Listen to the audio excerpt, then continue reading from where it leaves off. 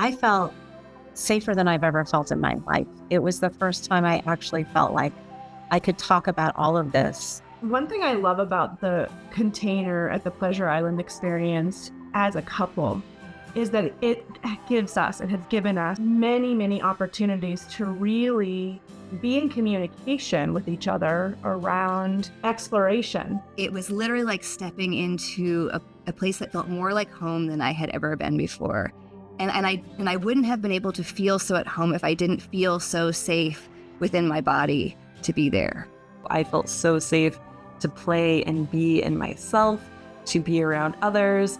And I really appreciate that when someone says no, when I say no, the response to that is thank you for taking care of yourself. One of my highlight moments within the container was really witnessing everyone's love, so many different expressions of what love can be and how love can express. And that was really one of the biggest things that shifted within me